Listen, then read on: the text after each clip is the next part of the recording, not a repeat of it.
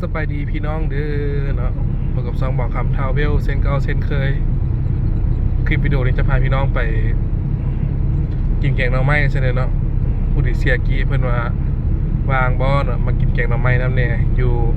บ้านพี่น้องเพิ่นเอาไปเบิ่งนำกันพี่น้องเป็นจังไดเนาะส่วนน้อยๆของเสียกี้อยู่ที่เขตบ้านโซกใหญ่หมดนะพี่น้องติดตามกันเนาะตอนนี้บอกคำก็อยู่บริเวณบ้านอย่างบุรีนี่ทาง10 ไป10 ปีนะพี่น้องเนาะซัมเคตัดไปว่าซั่นซะโอ้บ้านโซกน้อยพี่น้องเด้อตัวนี้เนาะโซกน้อยต่อใส่โซกใหญ่แม่นละเดินทางต่อทุกท่านพี่น้องไปเบิ่งสวนเพิ่นเนาะยามนี่อากาศดีเนี่ยก็เลยออกมาหาเพิ่นหน่อยหนึ่งโอ้ฮอดแล้วพี่น้องเซียกินะจอดใจเนาะบัดนี้เฮียกิเอ้ยโอ้คักกิเอ้ยตัวมาจอยไล่พี่น้องเอ้ยฮอดละเฮาก็ได้โอ้ก็จะได้เฮียกิเฮ็ดยังมื้อนี้มีลายแนวอธิบายด้วยไม่อย่างไรมาโอ้มันติแคลิฟอร์เนียตัวนี้นะเสื้อนี่นะมาแต่นั่นบนนี่ไม่ยังมาแต่ไม่กล่าวเหรอเรียกแต่อเมริกาเนี่ยแคลิฟอร์เนียนี่โอ้เขาไม่กล่าวโอ้ฟอร์มคอปปี้ ก๊อปปี้วะนี่โอ้นี่มันเจไพนะพี่น้องทางภรรยาเซียกิปิ้งกุ้งก่อนปิ้งกุ้งปิ้งปลาหมึกกินปลาต้องสาดโอ้กินกุ้งธรรมชาติปลาหมึกธรรมชาติเลยดีมาซินสันคอปิ้งแหละนี่จื้นนี่นะลูกหลานกินน้ำกันได้ข่าวมีเด็กน้อยก็ซื้อมากินเนี่ยจะซื้อวะซื้อมากินเนี่ยซื้อเพื่ออยู่ปั๊มน้ำมันเด้อแก๊สสเตชันเด้อเดี๋ยวหูปลามื้อนี้เฮ็ดอย่างมื้อนี้เฮาเนี่ยเฮ็ดอย่างเนี้ยเช่นตึกเบ็ดนะมื้อนี้เนาะแกงนอวะเส้นหน่อไม้เต็มอยู่นี่คือโบแกงจักเม็ดนอเลยโอ้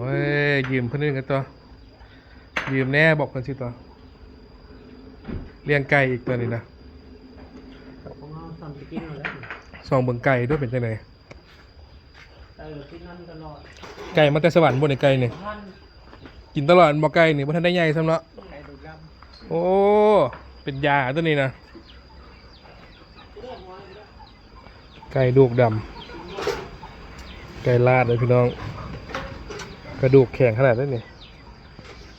ดำแท้อันนี้นะมีหอยอีกตัวบักแก่เนาะหอยเราในเรื่องเอานั่งลิ้นพี่น้องเลยเดี๋ยวตึกเบ็ดลิ้นเนาะเอาเบ็ดมานำอยู่นั่งลิ้นนี่แหละครับโอ้เสียกี่หากับเอียงเมียนพระเข้าผู้เดียวเขามาฮอดซาพดนะเขามาเนี่ยเมื่อกี้เนาะติดไฟแดงบ่ติดไฟแดงหลายโพดแล้ว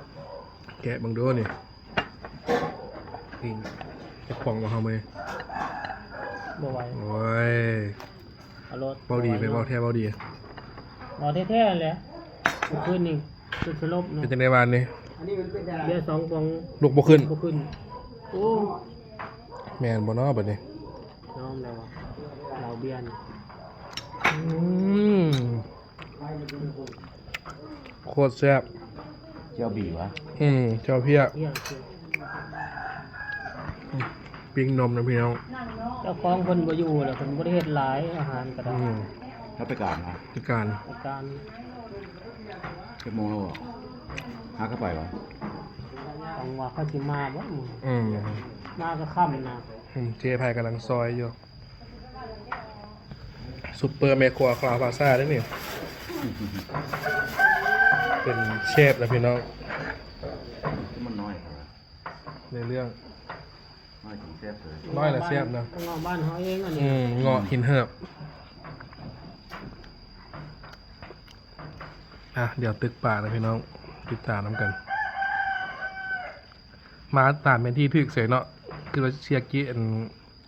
ส่งแผนที่บ่ถึกฉันดอกในเรื่อง เชื่อรถน้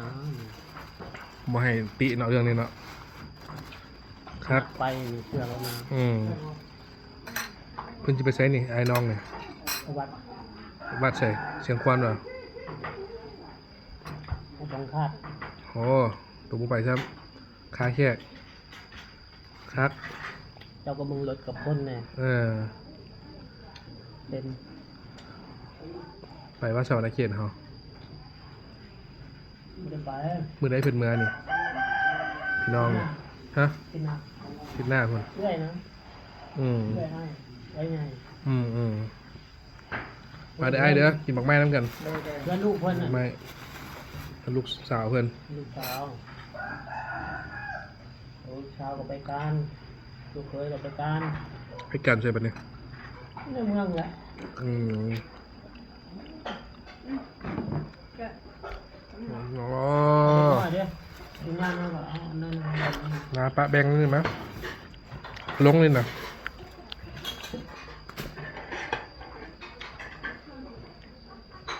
เนาะกินข้าวพี่น้อง รอรถเดี๋ยวไปเจ้าด้วยนานด้วย โอเค เดี๋ยวไปเอารถออกเดี๋ยวพี่น้องพาก็ไปต่อ จัดไป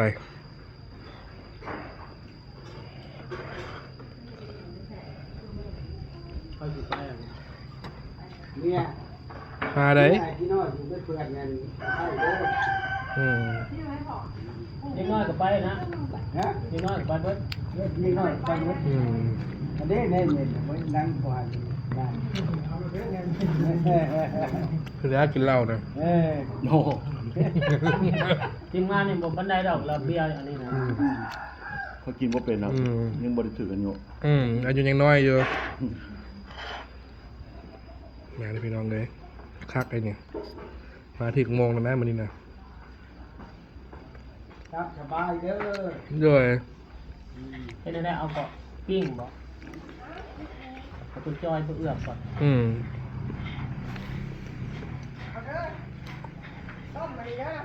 เบิดนี้เนาะ แล้วก็มีหอยอีกบัดเดียวในเรื่อง จะเลี้ยงเองวะหอย งมมา เอาลงมา กินจะมาหอยเจ้าหน่อยแซ่บด้วยหันน่ะสแนลอ๋อมีอย่างเฮียเกี้ย ต้มหอย ตัว หอยยั นี้ งนี่ แซ่บนี่ หัวต้มหอย ตัวนี้กินแซ่บพันเปล่า เอาเจ๊พายจัดการบังดู พันแซ่บ ซีบังดูแซ่บจะบอกหอยนี่อย่างบานซุกน้อยป่ะบานซุกใหญ่ถึกใจเฮียกี้แล้วนี่เจลซีฟู้ดพี่น้องสีแดงใส่ขิงสีเขียวบ่ใส่ขิงจัดไปอาหารบ้านนาเขาขาดแต่เลือดแปลงเป็ดเดี๋ยวบอกเฮียกี้ไปซื้อเป็ดจะบ้านเนี่ย หอยตึกปลามาปิ้งเนาะ ตึกป่าปิ้งอีกเด้อโปรเฟชชั่นอลเขามาแล้วกันดีเด้อจากตัวไอ้กี้อันไอ้ปึ้งมาเนี่ย โอเค จาก10ตัวเนาะตลาดใกล้ๆนี่เนาะแลนเบิ้ลไปร่นกับแมนร่นน่ะตลาดลาว ตัดเอาปลาอันหนึ่งหมูตอนหมูนะฮะมันกินอยู่บ่ กินปลาลาวบ่กินขี้กระเดือนมันบ่กินซีนปลาลาวคันปลาเขาจะเลี้ยงกินข้าวเหนียวได้บางเทื่อข้าวเหนียวตึกก็มีนะ แม่ว่า ปลาเขาจะเลี้ยงปลาดุกก็อย่างกินข้าวเหนียวเอาจัดไปพี่น้องเดี๋ยวตึกปลาต่อเสียกีใส่วิซาข้าวเหนียวติดดังดำลงไปให้เบิ่งติดตามกันเพื่ออยากเบิ่งนะครับวันนี้โนแอลกอฮอล์ลาบและเสียกีบาวานเนี่ยเกือบนอกกันวะ นอกอยู่แล้ว ผมว่าจะท่าทายกันจะตั้งบอกกันนะกันจะตั้งมันนั้นกินละกินแท้แม่ครัวเขากันเลยสร้างตัวมาจากสวรรค์แม่ครัวนี่ผักบ้งนี่ซื้อที่เจ๊ เก็บอีกโอ้ยมีเรื่องมีตีน้ำกินตัวนี้นะนี่แต่ปลาหมึกกับกุ้งเนี่ยเลี้ยงบ่ได้ก็เลยซื้อเอาเนาะเอาจัดไปโอ้เฮียกิเริ่มแผนการแล้วพี่น้องตึกป่าว่าฉันเด้เฮ็ดอย่างไรนี่ล้างมือแม่นบ่เนาะ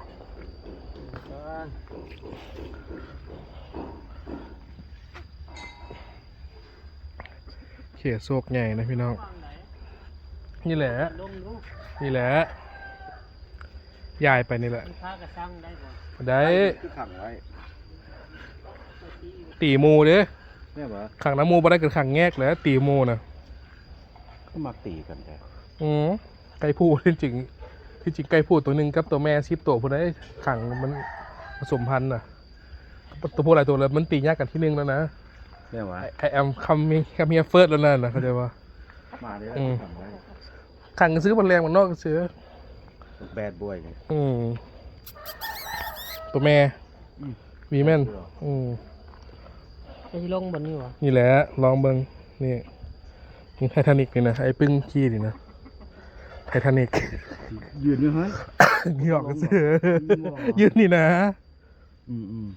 มันต้องอยู่หันแหละป่านี่ใส่ป่าเห็นปะ แมงวันใช่แมงวันเหรอ ฟรายเลยนี่เอา แมงวันก็ได้อยู่ใช่แมงวัน อันนี้มันสิมีที่ขี้เดือดมาว่าอยู่ท่อเนี่ยกี่เรื่องดื่มมึงมีอยู่ปะดื่มมึงดูดื่มโซ่มึงดูนี่กล้วยเนี่ยนะบานาน่าเนี่ย เจ้ายังเหนือเจ้าใช่ ขี้กระเดือนหั่นแหละมีบอยังว่าซอกเบิ่งดิเด้อ แต่นี่บ่มีเขาโซ่หา ลองงัดดิเบิ่งนี่งัดโซ่มึงดู ต้องมีนะกี่เดือน นี่แต่มันยากแค่นี้สันงูจัง บ่มีดอกมีบ่ เป็น บ่ทันได้อยู่ซ้ำบักนี่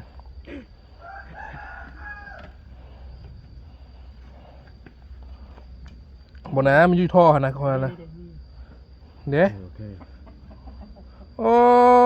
ได้เรื่องช่องนั้นมาใส่ก่อนเสร็จแล้วเนาะแนวใส่ครับบัดนี้ กระทง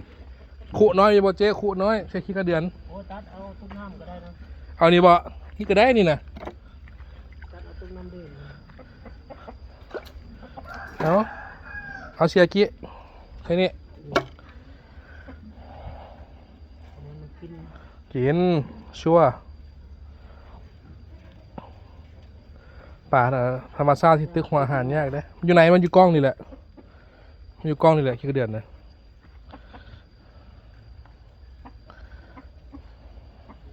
เดี๋ยวเขาเอานั้นมากางโต๊ะมากางโต๊ะตั้งหลังรถหันครบเจไพสบายแล้วกินปลาธรรมชาติมื้อนี้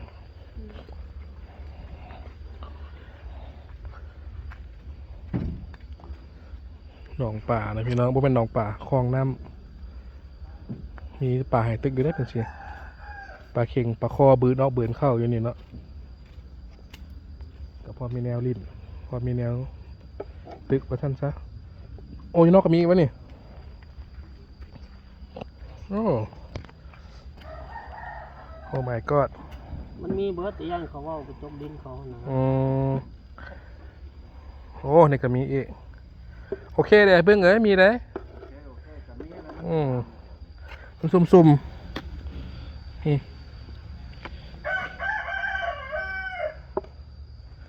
ลองมือจาก10 ตัวนั่งชิวๆน้ำกันพี่น้องตึกเบ็ดที่บ้านพี่น้องเสียกี้แล้วชิวๆน้ำกันเบ็ดกับขี้ยนต์มานะเบ็ดเนี่ยนะเบ็ดจากเอียง เป็นพันนั้น ค่าเอามาเป็น$1,000พุ่นจากเครื่องนั่นเครื่องนี่ ที่เขาช่อยเป็นพัน เขาชาร์จเซอร์วิสมันซะ ปีโยนกับแทงเกอร์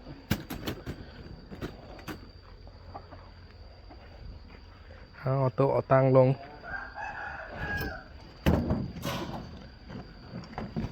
ได้นะ ชัวร์ ใช่ในเขต รู้ประมาณ Snake Head Hunter ไปเห็นจุ่มไทยกับตึกโอ้บอกยังไงหนึ่งในป่าใช่อ่ะ Giant เลยบ่ ใช่คำขาม Giant Snake Head เราตรงนี้หรอก เมืองลาวเขาหากินเก่งเพราะกำลังติดตั้งระบบอยู่พี่น้องเลยคักมีฟรุตให้ไอ้ปึ้งกินมันหวานเองนี่นะหมักตะกบนี่นะถึกใจเพื่อนแล้ว แซ่บเลย ต้นหมักตะกบ แต่ต้องกินบดต้นนี่แหละ 2-3 ต้นนี่แหละ มัน กิน2-3 อันก็อิ่มดอก มันมีแคลอรี่หลายได้มันหวานนะมีซูก้านะหอมได้ก็สิบ้านะสเมลมันกูดเด้อสเมลกูดได้มากอันนี้ แม่นแล้ว เอานั่งดีกันพี่น้องเนาะในฟังเสียงไก่ขันนี่ก็โอ้ถือว่าสุดยอดละเมืองลาวเมืองไก่ขันเนาะเมืองไก่บกขันเนี่ยก็จะเป็นจักชีวาเอาซองหยังซองเป็ดน้อยเป็ดน้อยได้เป็ดใหญ่บ่ได้เลย ตัวน้อยๆบ้าตัวน้อยกันนี่ บับโบตัวน้อย เกี่ยวกับแกงเส้นเยอะโอ้นี่ โอ้ good ไอเรื่องนะ เขาก็เริ่มเอากิปเปอร์มาฟ้าวโพดคือไอ้ปึ้งข่าด่วนละติ้วอ่ะโอเจไพ่ใหม่ละเด้อเป็นหมูโคโรบุตะวะ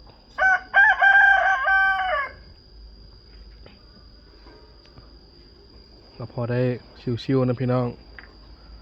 ไปสวรรณเขตก็จะเอาไปน้ำได้นี่บางเทื่อได้หาปลากินน้ำทางได้เพิ่ง แมน บางเทื่อจอดในก้อนสินะ ต้องไปน้ำทาง ขี้กระเดือนมาเฮ็ด ซื้อแมงไปน้ำทางมา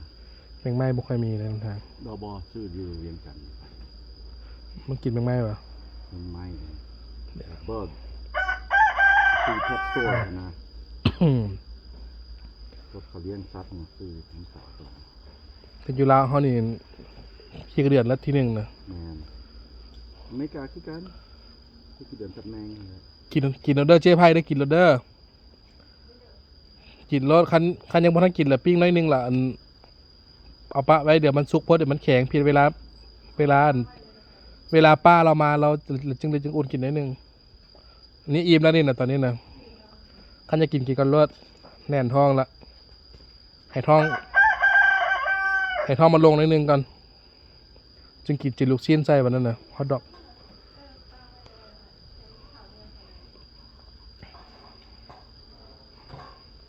เอา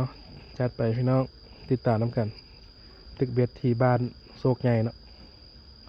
ไอ้พึ่งชั่วที่มันเนี่ยเอาจัดไป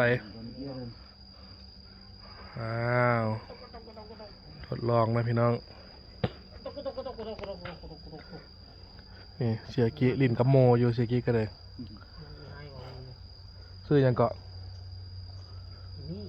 มี่วะนี่โอ้นางมี่พี่น้องเลย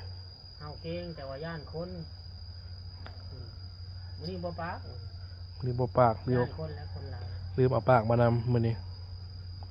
แต่มาผู้หนึ่ง2 คนบ่โตเสียงเพิ่น สู้พี่เลือกเลยเนาะคักยังวะ ย่านซ้ำบัด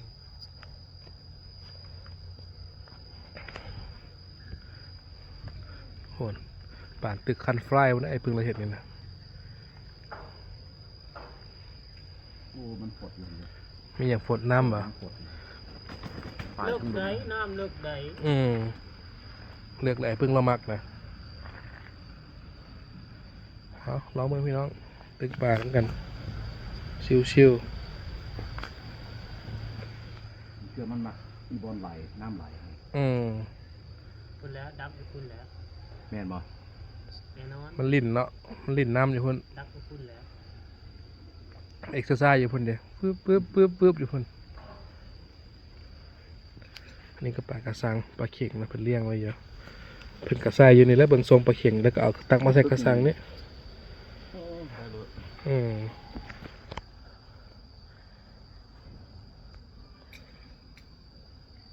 ยังบ่ออกนอนเริ่มออกแล้วนอนล้างขนาดไหนนอน นอเพิ่นวะ กองกระตั้ง ของกระเจ้าหัวเขาอยู่ข้างในคุณธรรมชาติบ่จ๊ะหน่อไม้หน่อตอก หัวมันบ่เป็นหัวอันถาวรที่ เรียกไปเห็นน้ำไม้ขึ้นเลย ร้อยพันเอาวะ อย่ากี่โดดข้ามไปกี่เอสจัมปิ้ง พูดเฮดเรดไป บ่ได้เอาหน่อไม้มาตี บ่แหละตัวบ่จังไดเนาะ แต่ยังมันมีซีนมีปลาแล้วก็จะเอาหน่อไม้ ว่ามาแล้วมารถเด้อบ่ต้องซื้อหยังก็ได้พุ่นว่าเอกบ่ซื้อหยังก็บ่สร้างมาแล้วเนาะมาลิ้นนํกันมันก็ต้องได้ซื้อนิดนึง ซีนปลามีแล้ว บ่ได้ไก่นะตลาดนี่นะยากว่าหึ เดี๋ยวนี้บ่อยากได้ว่าตอนแรกกับบ่ฮู้แล้วแกงกินลิ้น เอานั่งก่อนได้ปึ๊กเลยนั่งชิวๆก่อนเท่าน่ะ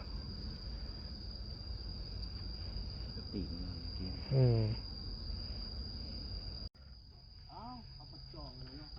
คันมันยากแล้วบ่เพียงดอก ได้คอยแกะเอาเบ็ดเกาะนะพี่น้องเนาะ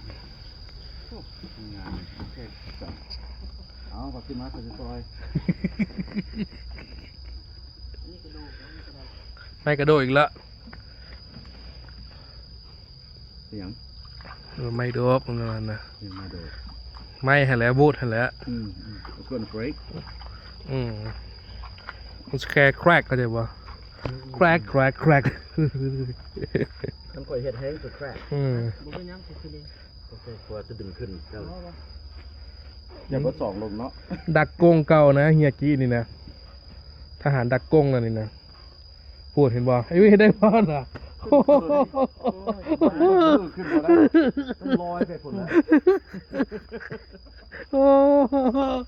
เฮ็ดง่ายสิ ดักกงยังวะทหารสเปโซนะโชนเดอร์นั่นนี่นะโอ้ยเอาจัดไปได้ผูกคอนโหดมาน้ำกันเนี่ยถ้าเบิ้งหน้าป่าอยู่นี่พี่น้องเด้ออยากเห็นอยู่ว่าเป็นจังไดป่าคลองตัวนี้คักบ่ใช่เพิ่งเราชิย่างพุ่นแล้วปิ๊บอยู่แล้วเลยนะ ที่ไปเรดคนนี้ เอา ตัวนี้มันมีปลาหลายก็ เอาติดตามน้ำกันเอาเดินทางต่อนะพี่น้องมันจะไปฮันละกับซึ่งออกเมื่อทันตัวเห็นจังไหน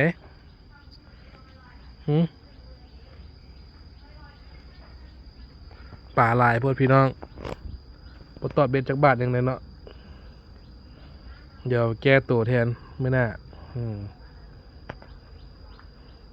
โอเคเลยอากาศก็บ่ฮ้อนนะพี่น้องเนาะถือเป็นมื้อหนึ่งที่อากาศดีใส่ได้เลย คุมผ้าคุมคน คือปลาคุมฝนคนอุ้มน้อง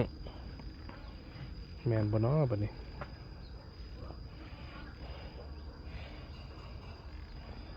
ไปเก็บตัวเก็บตังค์เขาน่ะออกเดินทางสู่ความเบิ่งว่างอันไกลโพ้น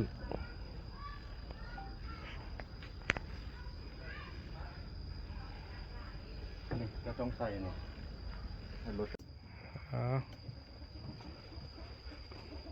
ตรงนั้นไอ้เบิ่งเอาออกก่อนได้เอาตัวนั้นออกก่อน โอ้มันเท่กับ โอ ปล่อย เคดงปลาลานเจ้านี่เป็นดงอันดงตึกบ่แหละ เป็นดงคอนกรีตมาแล้วดงปลาลานมันจะกันเลย มันมีดงป่าก็มัน กับโบแมนตรงที่ เอาเมียนเครื่องพี่น้อง ดงคอนกรีตแห ไป ละ ซอกกินกาแฟกันแล้วจึงมากันป่ากินดีเพราะจนเหงานอนอยู่นี่นะไปเอามาฮอดวงเวียนดอนหนูดแล้วนะพี่น้องเพื่อนมาเป็นวงเวียนในตำนานมาเฉลยเนาะสาถามในกลุ่มเลยอยู่ในเพจ Facebook เนาะเพื่อนว่ามีธาตุอันหนึ่งอยู่ในวงเวียนดอนหนูดท่านเป็นธาตุฝรั่งที่ว่าถือเสือกัดเนาะฝรั่งที่มาสำรวจเส้นทาง13ไต้สินะเวลามาแล้วเจอลูกเสือน้อยแล้วอุ้มลูกเสือน้อยผู้ดีแม่เสือจอบอยู่แล้วมากัดเพื่อนและเสียชีวิตอยู่นี่มาสันเดเนาะธาตุวงเวียนดอนหนูดนี่ธาตุตัวนี้เลย ดำๆนี่เนาะนี่ว่าซั่นธาตุในตำนานจากแมนแท้แมนปลอมผู้ใดฮู้ก็คอมเมนต์บอกคำเด้อพี่น้องเด้อธาตุฝรั่งเนาะที่มาสำรวจทาง13ใต้มาเฮ็ดทาง13ใต้นี่กลับมาถึกเสือกัดเพราะว่าถนนตะกี้เป็นป่าเป็นดงตึบหนาว่าซั่นเดี๋ยวขอทางคาเฟ่เลยพี่น้องถ่ายมาให้เบิ่งหน่อยหนึ่งว่าซั่นซะติดตามน้องกันต่อไปท้องฟ้าสวยงามแล้วมืดอึมครึมไอ้ปึ้งต้องซื้อรถคันนี้ไอ้ปึ้งน่ะซื้อฮัมเมอร์นี่ โอ้มา เด้รถอาร์มี่ตัวนี้นะ กินน้ำมันหลายพวก กินพี่ลึกกันบ่ โอ้ ไปท่าแขกนะเบิดเป็น3 ล้านพุ่นแล้วเนาะรูมแบบนั้นน่ะ ตัวนั้นมันเป็น 2.0 เดียวกันรถทรัคใหญ่ผมว่า กินน้ำมันหลาย แม่น วอร์มติดจักรธรรมดานี่เบิดเป็นแล้วเนาะหลายดอลลาร์เลยเนาะ แม่น รุม ตัวนั้นก็ใช้30 ตันมื้อนึง อืม ก็900เดือนนึง ครับ ไกลนะ ขี่ไกลบ้านนะเชียว แม่น เด็กก็ฮอดแล้วพี่น้องคาเฟ่ยนต์พาเชียกิมาลินนิดนึงเนาะน้องสีฮอดเลยพี่น้องเด้อคาเฟ่ยนต์เนาะไก่ตลาดสร้างเพื่อมาน้อยหนึ่งก็จะเห็นละเนาะเด้ซิปลี่เป็นเองเจ้าห้องนี่ simply แปลว่ายัง ใช่ ซิปลี่นี่นะ simply เด้ซิปลี่เสื้อเราEV oil โอ้คำว่าเสื้อเรานี่นะแปลว่ายังซิมปลี่นี่ Simply ง่ายๆวะ ง่าย สบายเด้คาเฟ่ยนต์พี่น้อง เจ้าของเดียวกันดีกว่า เจ้าของเดียวกัน อ้าวไปจอดอยู่ใกล้ๆนี่เนาะ โอ้จอดเสื่องไว้ด้านข้างพี่ได้ยนต์ได้ ไปใกล้ๆมากกับเห็นจักนะ ยานไอ้พึ่งมันมาขับออกไป โอเคเขาจะขึ้นไปเมื่อ โอ้ฟอร์ดแลบเชอร์ตัวนี้นะ อันนั้น Triumph ทรอยอ่ะคัก 50 อ้าวจอดแล้วก็พี่น้องจึงมากันบ้านหลังนี้ใหญ่ได้ใหญ่มาจ้ะนี่ เสาตก ครับ ข้างใน คาเฟ่ยนต์นะพี่น้อง เจ้านี่เจ้าน้อยอันนี้เจ้าน้อยตัวนี้ บินไปเม็กซิกันนี่ต้อง อันนี้ private ตัวนี้ ต้องทีเร่เพื่อนเลยเนาะ โอ้ ไปจอดอยู่อันฮาวายก่อนไปนันริตะก่อน แมนยนต์ military สิ คนนี่บ่ต้องเอาขึ้นหลายนะเอาใส่แท่งน้ำมันให้มันหลายๆอย่างนั้นเหรอ แท่งน้ำมันกับยูไนต์มีปีกมัน MA 60เสียกี้อ้อถึกใจหลายได้มานี่ได้เรื่องเนี่ย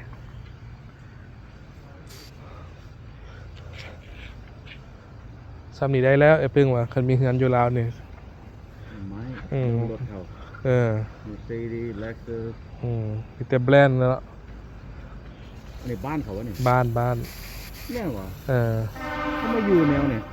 แหล่งกูเสื้อแหล่งคักได้เหรอ อันนี้ของเขาวะนำเนี่ย แมนปั๊มกับปั๊มเหรอ โอ้เพราะเขารวย เราเฮ็ดเกี่ยวกับเฟอร์นิเจอร์ได้โอ้ไทยอาร์มไปปึงจีคักได้นี่ ใช่อ่ะ เนาะรถอังกฤษบ่ แมน อังกฤษ แพง รถอังกฤษแพงไทยอาร์มบึ้มเนี่ยเสียงคล้ายๆฮาร์เลย์เพิ่นเด้ เพราะว่าฮาร์เลย์คักก่อน ฮาร์เลย์แพงก่อน แม่น แต่ว่าเสียงมันคล้ายกันกลึงเนี่ยเด้ บ้านวิว บอนนิวิลที่ โอ้บ้านวิวว่าบอลเขาไปแข่งนะ 120 Black มาเซนเดอร์ จะมีแฟนพัฒนาอยู่ นี่รถเริ่มบนจังนี่รถเจหน่อมาเนี่ยโมเมนตี้ แม่น เจหน่อป้ายหยัง พี่น้องรับผมมาแบบ เออ เรียกหลายคน เอาหินกาแฟแล้วกันพี่น้องไปเข้าไปเฮียเกี้เดี๋ยวพาเฮียเกี้ขึ้นนะพี่น้องมาเอาอาวุธนี่ก่อนเด้อ โอเค ไปเข้ามาในดึงมาสิเนี่ยเอาดึงจะดึงตัวยากจังเนาะโอ้นั่งกันนั่งชิวๆกันเนาะ เนี่ยพนักงานนะพี่น้องพนักงานพิเศษ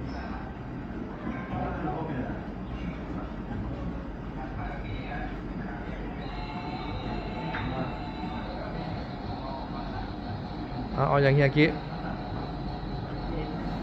เบิ่งดูไปเบิ่งไปมีอย่างกินแน่เอาไอ้ปึ้งเสียวอย่างเอาจุสวะมึงดูมีน้ำมีอย่างอยู่เด้มีอย่างกินเลยนะพี่น้องนี่อเมริกาโน่ชาเขียวช็อกโกแลตครบเนาะมัทฉะมะพร้าวเอาอย่างเงี้ยกี้เอ้ยเลือกเบิ่งเอาได้มาแต่นั่นไหนคนได้ซีมได้หานแซ่บเลยนะจัดไปพี่น้องเลยพาลูกพาเต้ามาลินนะพี่น้อง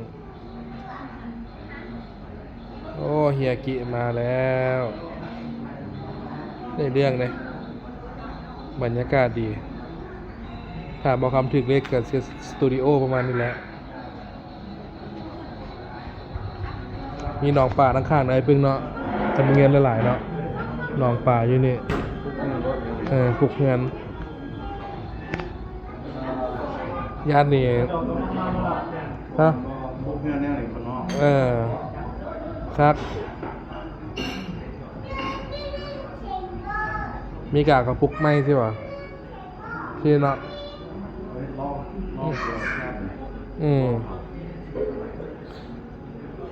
เพดานงามพี่น้องในเรื่อง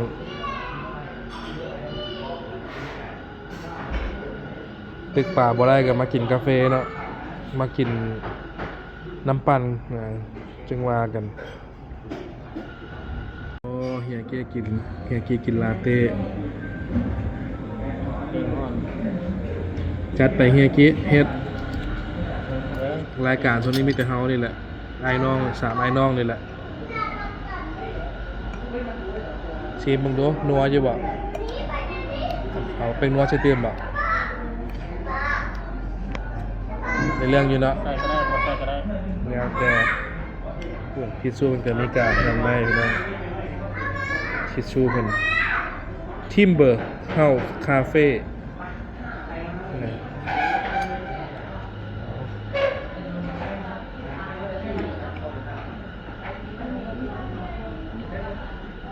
ในเรื่องเมนูฮอมฮอนแล้วพี่น้องมัทฉะนะใช่ไหมโอเคมัทฉะโกโกนัทพี่น้องแล้ว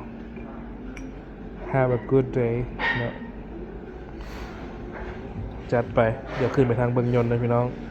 เชียกิกินกาแฟเทิงยนต์มาเสร็จเลยจัดไปขึ้นยนต์นะพี่น้องมา100 เทื่อถ่าย100 เทื่อเอาทิชชู่ไปน้ำแน่นนิดนึงค่ะนะไปเพิ่งนี่ลูกหลานกันมาลิดอยู่นะพี่น้องลูกหลานกันเลย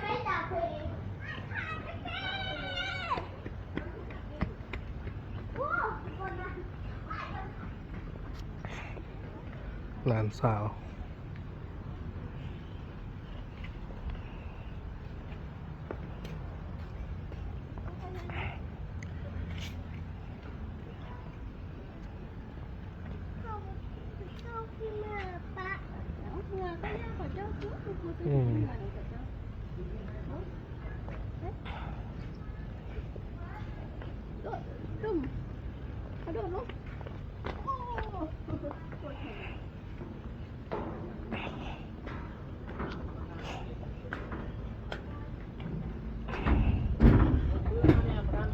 โอ้เซิร์นเด้อประธานกิขึ้นมาเริ่มฮ้อนแล้วนี่นะโอแมนละ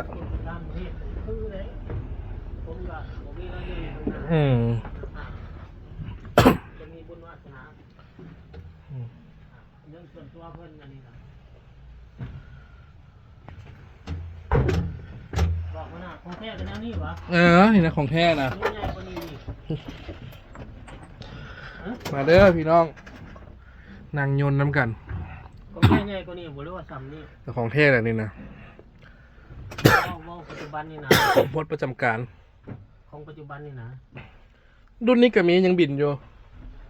มันเป็นหลายเวอร์ชันหลายปี บางรุ่นใหญ่กว่านี้วะ อืม โอ้ลายตาเลย นี่ พี่น้อง ปรับพี่น้องเลย ลายตาเลย นี่เมเดแล้วบอกคำขึ้นนี่นะ ไปส่งไปเมืองไม่ใช่ไหมบ่ บอกว่าปี เบาคำครับเนี่ยมันเมเด หมดอยู่ต้องไปจอดฮาวายไปใส่น้ำมันต่อ ไปเบสตืมแก๊สเขาแล้วนะ อืม วอร์นิ่งนี่ โอ้ยเป็นโทษบ้างครับ เอาไปเอานะไปเอาทิชชู่มา ดีตัวโปรแตก เอา จับ บอก เกินนะ บอกว่าถือแต่ คนนี้แต่ทนเอง เจ้าก็สร้างฟ้าขอเหตุเนาะ บอกว่าถือแต่อันนั่นมา ถือแต่อันนี่ยังบอกว่าถือแต่อันนั้นจอกมา ไม่ได้ ไม่ยุ่งขนาดนั้นนี่ลงจอดฉุกเฉินนี่นะซ้ายซอกอันแอร์พอร์ตง่ายๆดีเนาะ ลงเป็นน้ำคาเฟ่เนี่ย โอ้ย คอยจะพูดแรกซะ ออกถึงจะลงเหรอเนี่ย ดีแต่ทั่วเขาโปรแตก โอ้ยยุ่งบ่ยุ่งไปนี่นะ นุ่มๆบ้านนี่ แพนได้อยู่ดอกคันวันนำนี่ใช่ไหม ไม่ได้ เอาเบิ่งเอาเสียกินจนร้ายตาพี่น้องเลยมีหลายแนวเบิ่งพวกอยู่นี่ โอ้ยผู้ใดไปเอาอันนี้มันขึ้นวะเด็กน้อยนะ โทษเขานะโทษเจ้าของกันนะ บ่ได้ โอ้ย เอาลงอยู่ที่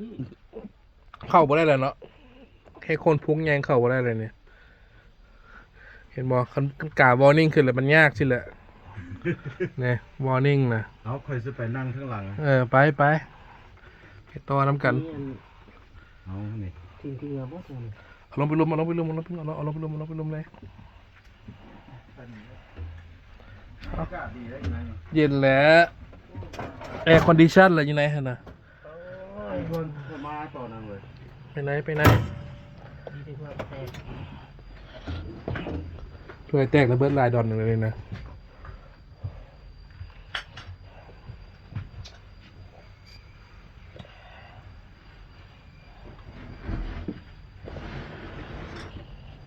แล้วบนว่างก่อน มา ได้แล้วจะมีความ ตายละมาเธอเดียวกันยากดีเลยนั่งนี่เขานะ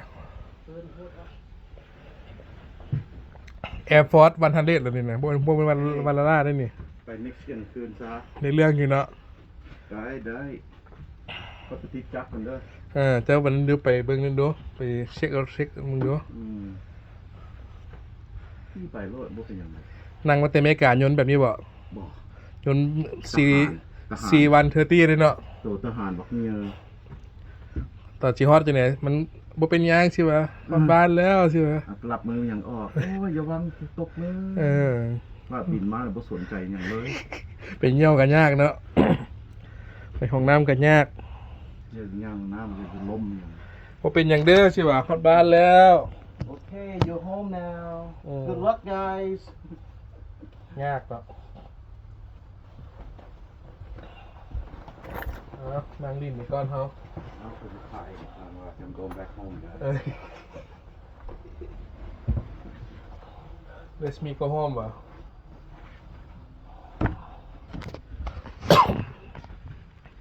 เอานั่งดินพี่น้องเลยเดี๋ยวคนก็เที่ยวขึ้นเที่ยวลงเลยแหละเนาะนี่แหละสูตรเฮาขึ้นยนต์ต้องเปิด อันนี้ลงเบื้องนั่นเบื้องนี้ไปส่งไอ้ปึ้ง I got Balcom travel here gonna มา go เลยพี่น้องเด้อ you gonna go maybe back to Mexico we go ไอ้ปึ้งไปยามบ้านไอ้ปึ้งเรามายามลาวโดดแล้วนะไปกินปลาแซลมอนน้ำเราอาร์ติกแซลมอนเราอะตัวบักใหญ่ แม่ กับคิงแซลมอน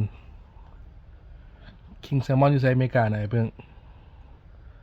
อยู่ Mexican เหรอ มีป่ะ มี คิงแซลมอนนี่ถือบิ๊กสุดละตี ก็มีอยู่ฮะก็ the first one ก็ catch กับ the big king mountain คิงแซลมอน king salmon นั่นแหละ แซ่บบ่ โอเค ปลาแซลมอนปลาอย่างแซ่บ ว่ามันแซ่บเบิดคันมัน พันใหม่เนาะ คันบ่ได้แมน ย้ำเดียวเลยครับตึกนี่ไงเฮืออยู่เล็กเม็กซิกัน อืม ที่ไปไล่มันเลย อืม ได้รวด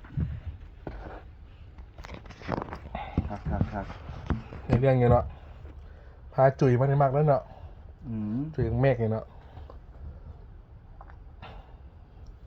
ก็ต้องบอกนะบ่าวแล้วเมียกับลูกมาเล่นนี่ อืม บางทีเราจะสมัครอยู่ อืมมันเย็นเนี่ย เล็กน้อยครับแห้งมักกัน กันประมาณเทรนโอคอลจะมาลวดเขาเปิดแอร์ฮอตหมดแล้ว5 PM หมดแล้ว พาพี่ยังปิด อืม ไหวเนาะ ก็ประมาณนี้เวลาห้องก็เปิดกับปิด2-4-5 โมงคือกันทานอาหารรีสอร์ททั่วไปคันบ่เป็นบอลทัวริสต์พุ่น อืม เอานั่งดินกันพี่น้องเลยจัดไปจะไหนเฮียกี้ คักแล้ว ในเรื่องอยู่อ่ะ บินไปลงดงเห็นนั่นเนาะ นี่ก็ฮอดฮาวายเลยเด้อตอนนี้ก็ หาวายอยู่แถวนี่เนาะแถวดมไซเนาะ อืม หาวายหาบุญ หาวายหาบุญนี่แหละ แต่ว่าเติมน้ำมันก่อนบ่เติมฮาวายก่อนบ่ เออ ตื้ม เติมอยู่ดอนนูนเลยนะปตทนี่นะเลือกทางออกนี่เติมใส่จัก5 แกลลอนแล้วก็บินไปรถอีกนะเหม็นมาเนาะ คักเนาะมัน เออทุกใครจะต้องหัวเสือสองทุกไปแล้วก็ไปแล้วแหละสต็อกนะเฮียกิไปพี่น้องได้บอลหนังมันเห็นบ่นี่ DC6 นี่เอาอันนี้ก็เป็น4 อันแถวละ4 คนเนาะมีจักโตะวันนี้มีดีเลยฮอตอีหยังครับนี่70 เดี๋ยวก็ตั้งหรือไฟ 11 12 13 13มาคูณ4บัดนี้ เดี๋ยวก็รถไฟเลย อันนี้เขาเห็นติดสติ๊กเกอร์เองเขาโยนไทยพี่นี่ เงินลาวแหละตัวลาวแรงเกสเลย ไม่หวะ นี่เขียนมาทางออกอยู่เนี่ย exist เนี่ย เดี๋ยวว่าของไทย ดึงเมื่อต้องการเปิดเนี่ย pull to open เนี่ยเอา กูออกสวยเลย โอ้ยอย่าไปเปิดเลยเดี๋ยวมันเมเดแล้วโอ้ ความ เออ$30,000เห็นจังเดียวนี่นะ$30,000แล้วจะเปิดนี่โพลิสมาแล้วเนี่ยนะ จะของทำอะไรมือนี่ เออ มือคืนไม่คิดกันมาวนไว้ ปีรถยิ่งยงขนาดเลยอะเฮ็ดอย่างกับเฮ็ดจะไปคือเฮ็ดคืออย่าไปเฮ็ดคือแอร์โฮสเตสไปออสเตรเลียเลยคนอหย่างเฮโรอีนเข้าไปนะโอ้ยยุ่งนะเจ้านะอนาคตที่สดใสเป็นของเอียงวะก็ห้องมาเอียงสาวโอเตสหั่นนะภาษาอังกฤษเป็นหยังวะสาวโอเตสหั่นนะ แล้วน้องคือว่า